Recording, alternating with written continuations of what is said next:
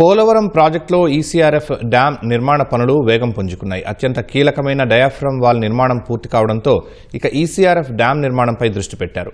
మట్టి, ఇసుక, కంకర, బండరాళ్లతో పొరలుగా చేపట్టే ఈ నిర్మాణం డయాఫ్రమ్ వాల్ నిర్మాణంపై భాగంగా వస్తుంది. ప్రాజెక్టును జాతికి అంకితం చేసేందుకు మరో ఏడాది మాత్రమే సమయం ఉన్న వేళ నిర్మాణానికి సంబంధించి మరిన్ని వివరాలు మా ప్రతినిధి మహేష్ అందిస్తారు.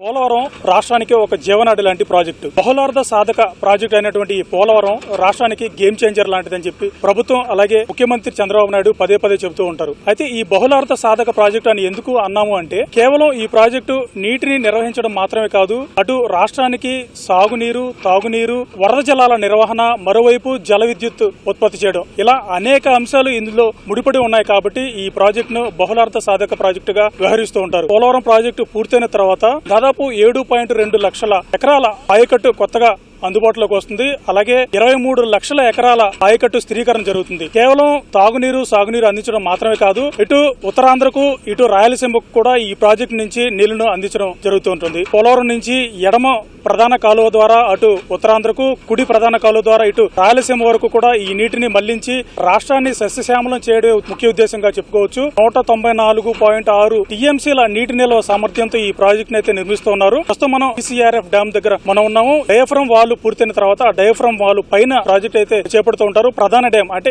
మామూలుగా ప్రాజెక్టులు గోదావరి నది మీద మధ్యలో కడుతూ ఉంటారు. కాకపోతే పోలవరం ప్రత్యేకత ఏంటంటే ఈ ప్రాజెక్టును పోలవరం నది సహజ ప్రవాహానికి కాకుండా ఒక పక్కన ఏదైతే కుడివైపున ఈ ప్రాజెక్ట్ అయితే నిర్మించారు, అక్కడే 48 గేట్లు ఏర్పాటు చేశారు. ఈ ఏదైతే మళ్లింపు ఉందో ఈ మళ్లింపు ఇది సహజమైన ప్రవాహం ఎక్కడైతే ఉంటుందో ఈ సహజ ప్రవాహాన్ని నిరోధించే చోట ఈ డయాఫ్రమ్ వాల్ నిర్మించారు. డయాఫ్రమ్ వాల్ పైన మనకి ఈసీఆర్ఎఫ్ డ్యాం వస్తుంది. ఈ ఈసీఆర్ఎఫ్ డ్యాం ప్రస్తుతం నిర్మాణ పనులు జరుగుతూ ఉన్నాయి. వచ్చే సంవత్సరం గోదావరి పుష్కరాల నాటికైతే ఈ డ్యాం ప్రధాన డ్యాం గా చెప్పుకోవచ్చు. ఈ ప్రధాన డ్యాం మొత్తం నిర్మాణం అయితే పూర్తవుతుంది. ఎర్తకం రాక్ఫిల్ డ్యాం ఏదైతే ఉందో ఇది గ్రౌండ్ లెవెల్ నుంచి 28 మీటర్లు ఉంటుంది. ఆ పైకి వచ్చేసరికి దాదాపు మొత్తం 6 మీటర్లకు చేరుకుంటుంది.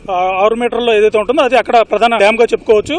డ్యాం పూర్తయిన తర్వాత రిజర్వాయర్ లో నీటిని ఎప్పుడైతే నిల్వ చేయడం ప్రారంభిస్తారో గ్రౌండ్ లెవెల్లో డయాఫ్రమ్ వాల్ సీపేజ్ ని అడ్డుకుంటే పైన ఇక్కడ నుంచి గ్రౌండ్ లెవెల్లో ఏదైతే డయాఫ్రమ్ వాల్ ఉందో ఆ డయాఫ్రమ్ వాల్ పైన ఉన్నటువంటి డ్యాం వరకు కూడా ఏదైతే ఈ రాతి కట్టడమే ఆ నీటిని ఇటువైపు రాకుండా అడ్డుకుంటుంది. ఈ ఈసీఆర్ఎఫ్ డ్యాం పూర్తయిన తర్వాత ఎగువన ఉన్నటువంటి ఎగువ కాఫర్ డ్యాం ను అయితే మొత్తంగా తొలగిస్తారు. ఎగువ కాఫర్ డ్యాం కి చివరన ఏదైతే ఎడం వైపున ఉంటుంది, ఎడం వైపున జల విద్యుత్ కేంద్రం ఉంటుంది. జల విద్యుత్ కేంద్రం మొత్తం 12 టన్నెల్స్ ఉంటాయి. 12 టన్నెల్స్ ఏర్పాటు చేశారు. ప్రాజెక్ట్ లో ప్రధానంగా చెప్పుకున్నటువంటి మనం డయాఫ్రమ్ వాల్ పూర్తయింది, అలాగే పిల్వే పూర్తయింది. ప్రధానంగా ఇసుక రాతి కట్టడంతో కూడినటువంటి ఈ ఎర్తకం రాక్ఫిల్ ఈసీఆర్ఎఫ్ డ్యాం మొత్తం ఈ నిర్మాణ ప్రధాన డ్యాం గా చెప్పుకున్నటువంటి ఈ నిర్మాణం శరవేగంగా పనులు జరుగుతున్నాయి. మనం చూడొచ్చు ఇవన్నీ కూడా దీనికి సంబంధించినటువంటి పనులే.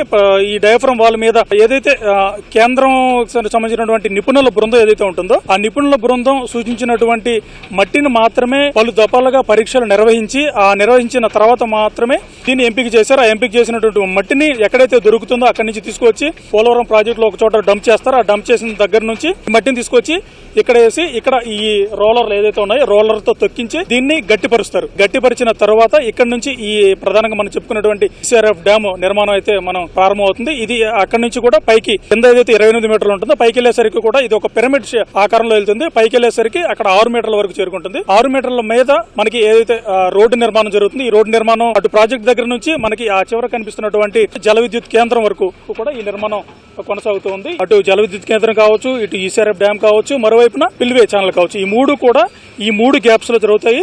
అత్యంత కీలకమైనటువంటి డయాఫ్రమ్ నిర్మాణం పూర్తి కావడంతో ప్రాజెక్టు నిర్మాణంలో ఒక కొలికి వచ్చిందని చెప్పొచ్చు. దాని తర్వాత ప్రధానమైనటువంటి డ్యాము ఇది ఈసీఆర్ఎఫ్ డ్యామ్. ఇసుక, రాతి, మట్టితో కట్టేటువంటి ఈసీఆర్ఎఫ్ డ్యామ్. ఈసీఆర్ఎఫ్ డ్యామ్ కూడా పూర్తయితే మొత్తం ప్రాజెక్టు కూడా దాదాపు ఒక రూపు వచ్చిందని మనం చెప్పుకోవచ్చు. ఆ తర్వాత ఏదైతే చిన్న పనులు ఉంటాయో, మైనర్ ఇరిగేషన్ పనులు ఏదో ఉంటాయో అవన్నీ కూడా పూర్తి చేసి గోదావరి పుష్కరాల నాటికి మొత్తం పనులన్నీ చిన్న పనులు కూడా పూర్తి చేసి జాతికి అంకితం చేయాలనే ఉద్దేశంతో రాష్ట్ర ప్రభుత్వం పనిచేస్తోంది.